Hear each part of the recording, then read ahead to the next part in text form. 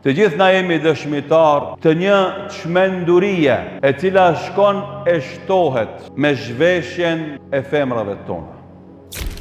Lakurisi ekstreme.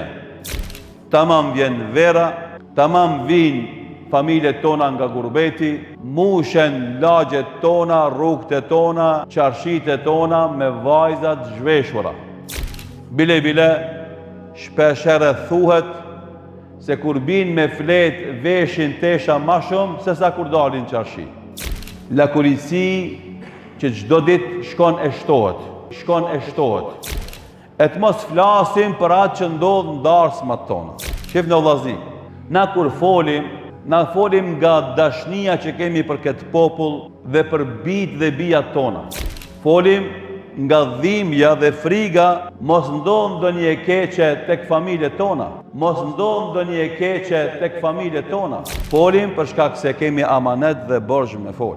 Ama, nëse unë e foli vetëm e ti që je në xhami, je bab i një vajze, apo je burr i një gruaje, apo je vëlla i një motre, dhe ti nuk e përcjell këtë amanet, këtë këshill të shtëpia jote, gjendja s'ka me ndryshu. Gjendja jonë ka me ndryshu kur secili prej neve ka me saktu kufirin edhe s'ka me leju me asnjë kusht mu kalu ai kufi në këto vlera morale dhe në këto virtyte të rëndësishme të vajzave, motrave, grave dhe femrave tona. Nëse presim na ndrohet gjendja, na ndryshohet gjendja me shkop magjik, ajo nuk ka me ndodh. Nëse unë nuk e jap këshillën dhe nuk i rigati kësaj pune në shtëpinë teme, dhe nëse ti që e met këtë këshill nuk e merr seriozisht këtë këshill edhe nuk i rigati kësaj pune të shtëpia jote. Dikush ka mundësi me thonë o hoxh, shumë mirë të fol me konë se na burrat e vendosim shtëpinë tonë. Of. Atër gjendja që ka edhe më alarmante. Nëse s'ka burra më në shtëpia tona që vendosin, edhe punt i kanë marrë mi udhëheq gratë, edhe s'pysi për askend, mos të çudit një vëllazi që shumë shpejt na kaplon hidhrimi dhe ndëshkimi i Allahut Dhul Xhelal. Kejt na e kemi pas se tërmeti janë pyetje sekunda e shkatron me qindra e mi banesa e shtëpia. E një zjarr në sekonda e për orë të shkurta i shkatron me mija e qindra mi shtëpia.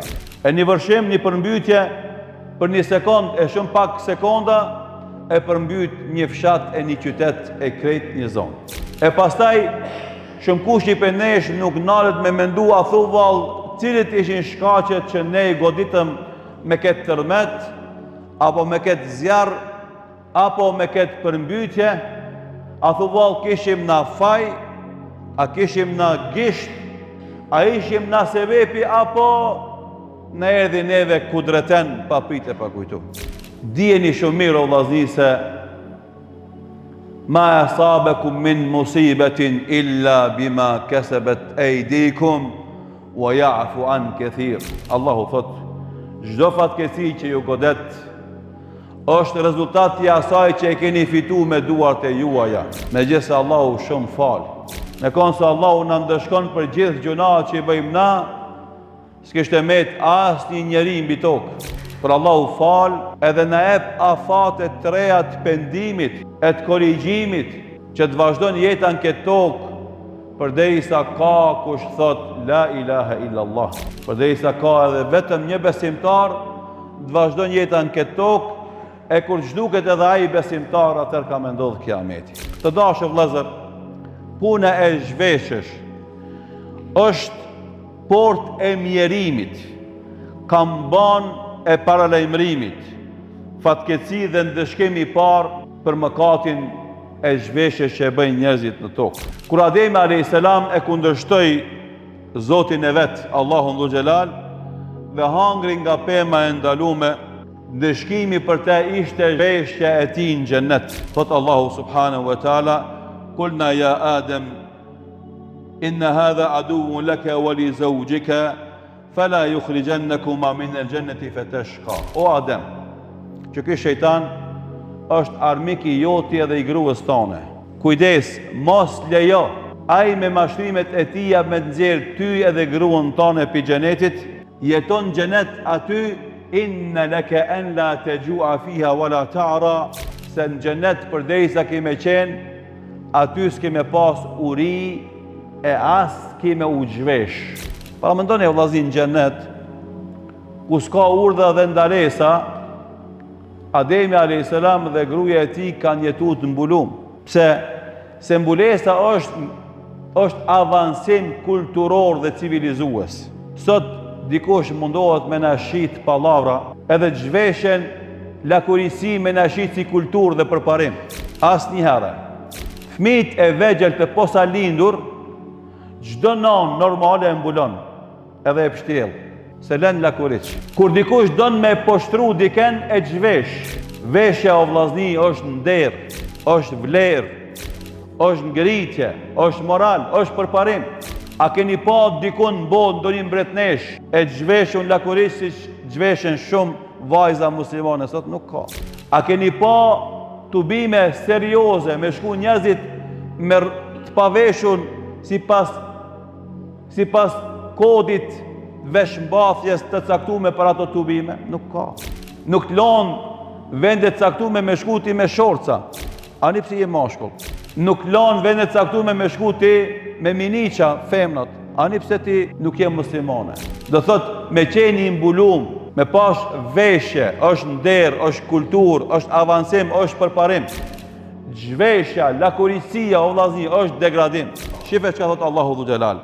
Falamma dhaqa ash-shajarata badat lahuma sawatuhuma wa tafiqa yakhsifani alayhima min waraqil jannah.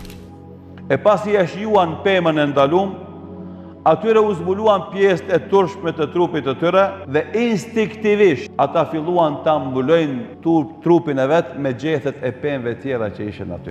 Xhenet duke qenë me gabimin që banan, momentin që u zbulu avreti tyre, ata shpejt nxitun ta mblojnë trupin me gjethe. Se nuk pranon një njeri normal me koni i zhveshur lakuriç para tjerëve. Heke marrën, heki teshat. Do thot se është shfaq lakuricia te vajzat tona, sepse është humb marrja. Marrja. As ki marrë. A nuk të vjen marrë. Nuk e di, po ju pyes juve vllazni, a ju bën vaki me një për në ditë këtë fjalën marrë për dikujt sot? Apo është duke edhe për fjalorit ton? Kur kush kërkujt nuk i thot as po të vjen marrë, se ai ka me thonë për çka është marrë. S'ka marrë sot kur kush karshi kërkujt. S'kan marrë njerëzit karshi Allahu dhul xhelal, krijuesit të gjithësisë. S'kan marrë ndaj prindit, s'kan marrë ndaj mësuesit, s'kan marrë ndaj hoxhës, s'kan marrë ndaj plakut, s'kan marrë ndaj askujt. S'kan marrë ndaj askujt. Edhe shumica e degenerimeve vinë mu për shkak të mungesës së marrës. Allahu dhul xhelal tha: "Ya bani Adem, qad anzalna alaykum libasan yuwari sawatikum wa risha wa libasu taqwa dhalika khair." O njerëz, na petkun e kemi zbrit për ju që të stoliseni me to, po petku i devotshmërisë është më i miri. Zotën, siç e tham pak më art, lidhen gjonat. Në mungesë të takvallëkut në zemrat tona, atër mungon edhe mbulesa në trupin ton. Edhe andaj se cili bab duhet me kuptu se ka amanet vajzën e vetë dhe ka me dhonë llogari për atë vajzë që ka në shtëpinë e vetë, për mbulesën dhe mos mbulesën e saj, për mbulesën dhe zhveshen lakurisin e saj. Nuk është punë e vogël o vllazni, punë xhehenemi është. Buri ka me dhonë llogari për gruën e vetë, për veshjen dhe zhveshjen e saj, për mbulesën dhe mungesën e mbulesës tek ajo. Tregon Allahu dhul xhelal dhe thot: "Ya bani Adem, la yaftinannakum ash-shaytanu kama akhraja abawaykum min al-jannati yanzi'u anhuma libasahuma liyuriyahuma sawatihima." O bijtë Ademit, të mos ju mashtoj juve shejtani, ashtu siç i nxjerri prindrit e tyre nga xheneti, duke u zhveshur petkun e tyre, që të shfaqen pjesët e turpshme të tyre.